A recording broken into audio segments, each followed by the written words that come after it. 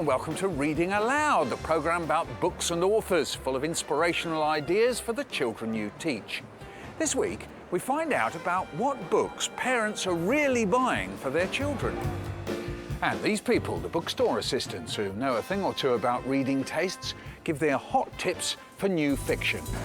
Also in this week's show, we uncover Alexander McCall Smith, the children's writer. Quentin Blake inspires exploration in a school garden. There are books for babies. And our panel read Andrea Levy's story of raw racism in post-war Britain. But first, an author and illustrator I really admire, who happens to be a friend of mine, Quentin Blake. He illustrated one of my books, The Sad Book, and a really terrific job he made of it. But he didn't just illustrate the book. He realised it. He turned the text into a book, and as a result, he showed me back to myself. No author could ask for and get more than that. One reviewer put it, Rosen is the epitome of a Quentin Blake drawing, all jug ears and angular lines, with the bulbous nose drawn in darker pencil. Cheek. Quentin is probably best known for his partnership with author Roald Dahl, which has been described as a match made in heaven. Blake's illustrations have graced such classics as The BFG, The Twits and The Witches. But he's also created characters and stories of his own, like Mr. Magnolia or The Green Ship, a magical story about two children who discover something very special in their garden. Then all at once, we pushed aside a screen of branches and saw something absolutely astonishing. It was a ship. At least, it wasn't a real ship, but you could see it was meant to be a ship. Then Alice said, "Come on, there's nobody about. Let's get a look at it." The tale of a ship shaped from trees and undergrowth has absorbed the Year 2 children here at Dale's Infant School in Tamworth. And teacher Richard Borton has devised a whole range of activities based on reading the book. And people talk about books having an imaginative space. Do you feel that the children got into that space? I think this book was brilliant at that, because it's all about the children actually developing an imagination. The children there are using their imagination in this book. They're going and visiting places that aren't real, but they're seeing them in the garden and they're taking it on. Who do we think this person could be? Because it hasn't got a name in the story, but we think we've worked out who it is. Thomas. Quinton. Quinton. Why do we think it's Quinton? And do you think they made Sam. comparisons between themselves and the children in the book? Definitely. And what was quite nice as well, they actually saw the character in the book as Quentin Blake himself, because he always talks as I and we. And they were there, they said, that's Quentin. And they were actually calling themselves Quentin at times. Right, Josh, can you tell us a little bit about your garden? Because we couldn't actually do planting in the garden, we made some shoebox gardens where the children created their own design in the garden. Who would like a swimming pool in their back garden? My dad's building one. Your dad's going to build one? Wow, that'd be fantastic.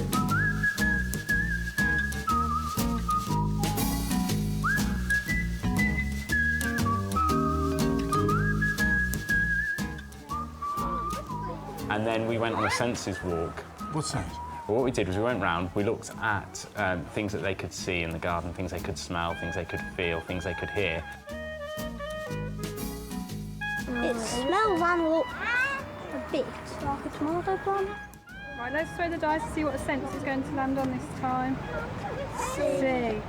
Use your eyes, have a look. So let's get some idea of what these activities have got to do with Quentin Blake's book. Well, Quentin Blake's book, that was the starting point. We read it as a whole class, and the children really enjoyed it. So from there, we took the book and we thought, right, what could we do with it? And we could do loads and loads of things that the children wanted to do. So this book opened the door for children's story and non-fiction writing and fired their imagination for reading too. I like The Green Ship because of the characters, the pictures and the story. I thought The Green Ship was a good book because it was fun, and I thought it was a bit funny when it all grew over into a hedge.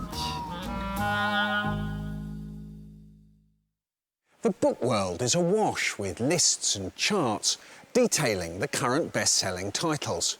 But when it comes to children's fiction, I suspect there's a set of steady old regulars and favourites that aren't always reflected in the sales charts. We took a totally unscientific poll on the streets of Cheltenham.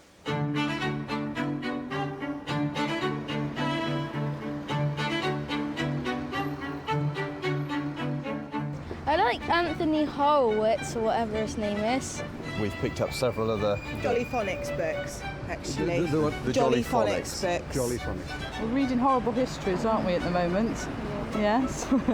Unfortunately, anything to do with football, so at the moment it's County Cup by Rob Childs. Winnie the Witch we like. What do you like, Dom? Noddy. Noddy. Your favourite is Maisie, isn't it? Maisie Mouse. Yeah. What do you like? What have you just read? You've just read... The Grappolo. He likes a very hungry caterpillar, or he likes the little holes he can stick his fingers in. But what about people who sell books for a living? Do they have any hot tips for upcoming children's fiction? Let me begin with you, Kim. Any tips? I particularly recommend this book, which is Frog in Winter. It's a story of a little frog that wakes up one morning and he decides everything's all wrong, and he discovers it's winter time. And he's only a bear frog, and he hasn't got many clothes, and he becomes quite ill, and his friends have to look after him. But it ends up well in the end because they knit him a jumper. Oh, excellent. And this is by Max, and this is the name none of us can pronounce, isn't it? Right, yes. Max, let's try Feldhuis. Shall we try that? Feldhuis. Do you like that? Yes. Is that your guess? And how about you, Sarah? The book that I would recommend is The Amulet of Samarkand by Jonathan Stroud. I think this is a book for people who think that witches and wizards have had overkill in children's fiction, and this is definitely the book to change your mind. It's sophisticated, it's witty, it's sarcastic, it's everything that a children's book should be. It's conjuring magical beings and getting into lots of adventures and scrapes. A wonderful young boy called Nathaniel, which every child would look up to and want to be. Well, thanks very much.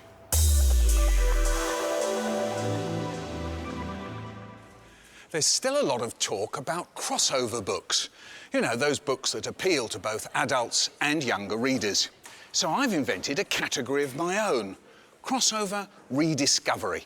And the author I've got in mind is Alexander McCall Smith and his tremendously successful #1 ladies detective agency stories. Now, the adults buying these books have helped rediscover Alexander McCall Smith, children's writer. It should be no surprise that Alexander McCall Smith can successfully span writing genres. He's a genuine polymath, not only a prolific writer, but also a renowned bioethicist, professor of medical law, and devout bassoon player. Curiously, his children's fiction was written long before his best-selling ladies detective agency stories.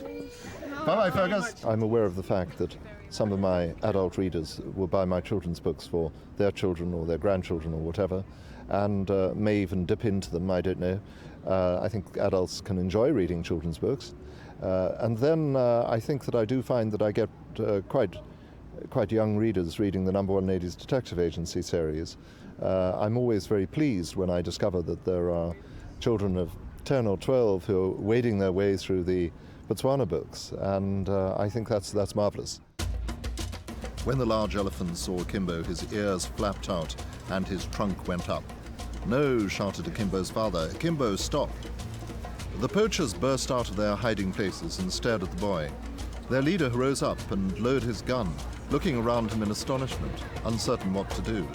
Then he saw the rangers behind Akimbo and let out a cry of alarm. There we are, and this is from Michael as well.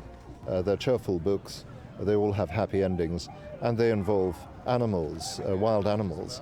So that really is, I hope, something that the children will find entertaining and, at the end of the day, perhaps give them a little bit of the conservation message. Now let's travel back in time. We're in post-war Britain. The victory parades are over. It's a meagre period of more rationing and making do. Into this rather bleak landscape, the first wave of Jamaican immigrants arrive. That's the setting for Andrea Levy's award-winning book, Small Island. It's a story of prejudice, Britain's and American GI's racism towards so-called incoming darkies. A simple visit to the cinema triggers a virtual race riot. You're coloured. Segregation, madam. There is no segregation in this country. I will sit wherever I like in this picture house, and those men at the back should have been allowed to sit wherever they so please. This is England, not Alabama. Just take us through the 4 characters in the book, Vicky. OK, you've got Hortense, who is in Jamaica, who is very sort of middle class, well educated, whose lifelong dream is to go and live in England, and her ticket into England is through Gilbert, who she marries because he's going to live there. Both of these characters come over to England and move in with Queenie, who's the landlady, who is very sort of working class, demonstrated by the clothes she wears, for example, who is then married to Bernard, who has been away at war, gone missing for a year before returning home. And Queenie and Bernard are white? Yes. And Hortense and Gilbert are black? Black, yes. Yeah. I mean, when I read a book like this, I have to say, no, this is the history that I am part of. Yeah, definitely. I can hear echoes of my parents and their generation in the book. I can see their perspective in the book. I have learned so much from looking at the 4 juxtaposed against the 4 protagonists, as it were, juxtaposed against one another, because you see with their eyes. Did you feel, Grant, this was a story that you needed to be told? I did. I mean, you know, as a white, middle-aged, middle-class bloke, I actually found seeing the world through the eyes of Gilbert and of Hortense was for me very powerful, and it really made me think about what black people coming in 1948 might have experienced, and that was like a bucket of very unwelcome cold water, really, into my pretty white world. Do you think this is a book that's important for teachers to read, in a way, as history, you know, in a way, is it filling out a kind of historical background to some of the children that we might be looking at? I think in a way, because what the book does very, very successfully, I think, is take the 4 fictitious characters and place them into the historical setting of fact. And it's, I have to say, after reading the book, it was things I was completely unaware of and actually felt quite ashamed of, to be honest. So I think in a way that will help me as a teacher now understand the background of some of the children and be more sympathetic towards it. Does it save you in a way, Winsome, of having to tell the story yourself? You could say, well, read Small Island. Yeah, there's a lot of that in it. But I think we also need to generalise it out a bit, because we've got a lot of people coming from different countries now, refugees or Somalia, all over the place people are coming from. And we also need to say, well, what's their story? Are we treating them as badly out of ignorance or out of design? I think we need to think about that too, because they could be experiencing the same sorts of things.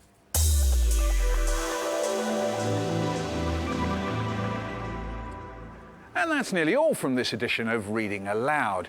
Final thought from Andrea Levy. She had quite a struggle to get the publishers interested in Small Island.